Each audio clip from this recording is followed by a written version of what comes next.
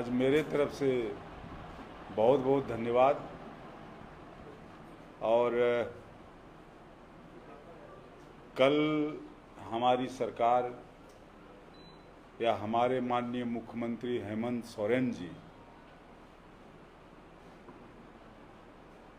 जो विश्वास मत हासिल किए विधानसभा में, इससे हेमंत सोरेन देश के बड़े आदिवासी नेता के रूप में स्थापित हुए और ये इंडिया गठबंधन के सभी नेताओं ने इस बात को कबूला।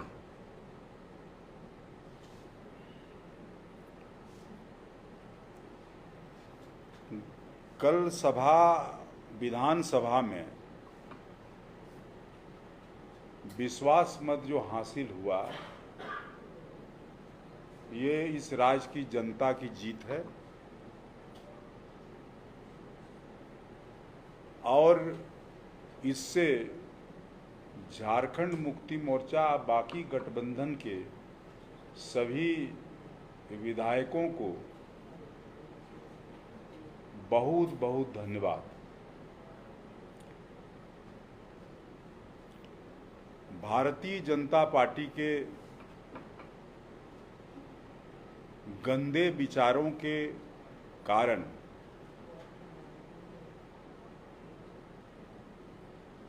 माननीय मुख्यमंत्री हेमंत सोरेन जी 5 महीना तक कठिन कारावास का समय गुजारा और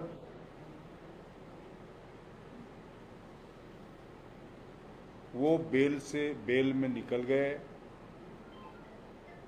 हाई कोर्ट के न्यायाधीश ने जो टिप्पणी किया है उससे बहुत स्पष्ट होता है कि भारतीय जनता पार्टी के षड्यंत्र के वजह से बिल्कुल निर्दोष व्यक्ति को फंसा करके राजनीतिक लाभ के लिए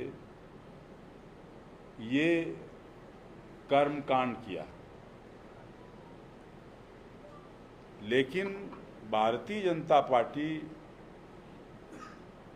को समझना चाहिए कि हेमंत का अर्थ होता है सोना, और सोना को जितना गलाया जाए, तपाया जाए, उतना चमकता है।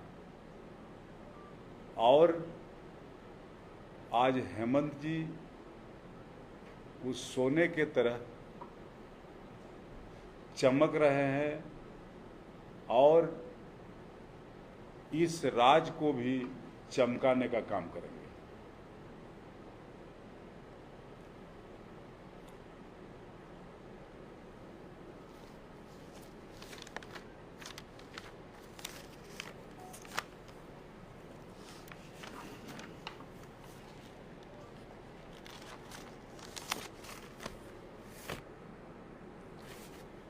माननीय सदस्य भारतीय जनता पार्टी का अध्यक्ष बाबूलाल मरांडी जी, उनका एक पेपर में छपा था कि झारखंड मुक्ति मोर्चा के आदिवासी नेता पालकी ढोने का काम कर रहे हैं। हम तो बाबूलाल जी को कहना चाहते हैं कि वो भारतीय जनता पार्टी का पालकी ढोने का काम करें, यही उनके नसीब में है। मुख्यमंत्री का कुर्सी उसके नसीब में लिखा हुआ नहीं है, क्योंकि आने वाला विधानसभा चुनाव में ये गठबंधन बहुमत के साथ दोबारा सरकार बनाएगी। ये राज्य की जनता का सोच है, उनका विचारधारा है, और उस आधार पर हमको लगता है कि भारतीय जनता पार्टी इससे आगे नहीं बल्कि वो नीचे जाएगी।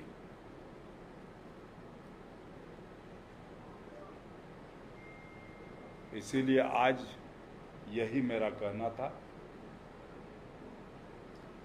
दादा, ये सदन में जो है आपके निलंबित और निष्कासित 2 विधायक हैं, लोबिन हेम्ब्रम और चमन, तो वो सरकार के पक्ष में वोट किए हैं, तो क्या उनका निलंबन और निष्कासन जो है वापस होगा? देखिए, चमरालिंडा के बारे में तो अभी नहीं कहा जा सकता है, लेकिन माननीय सदस्य लोबिन जी के खिलाफ सदस्यता समाप्त करने का केस माननीय अध्यक्ष के कोर्ट में चल रहा है, और जहां तक जानकारी हुई है उसके आधार पर उनके खिलाफ में आरोप गठन हो चुका है। लाल जी, झारखंड हाईकोर्ट से जो जमानत मिली है उसके खिलाफ ईडी सुप्रीम कोर्ट गई है। जा सकता है, जाने में क्या दिक्कत है, जा सकता है,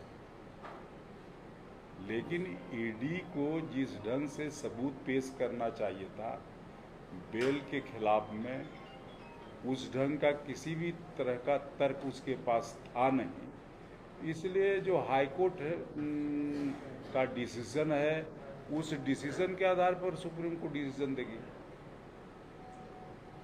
क्या लगता है वहां से भी आप लोग की? एकदम निश्चित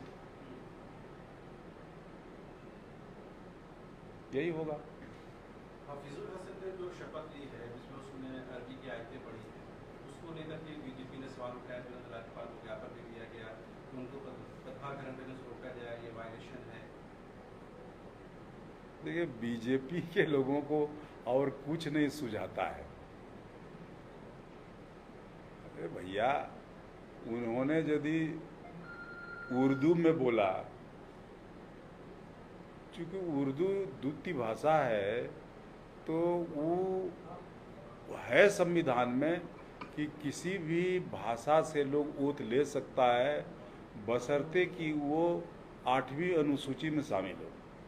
हम जब पार्लियामेंट गए थे, पहला व्यक्ति थे, हमने संथाली में ओथ लिया था, तो इसमें क्या दिक्कत है?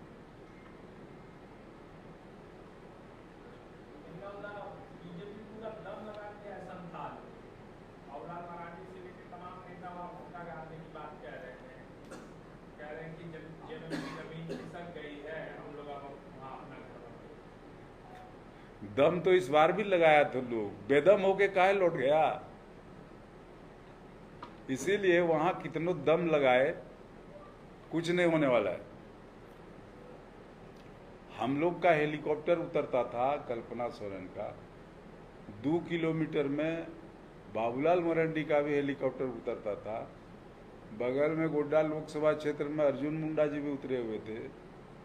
वहाँ 1000-1500 आदमी से ज़्यादा आदमी नहीं था, और यहाँ 12 से 15 हजार आदमी था।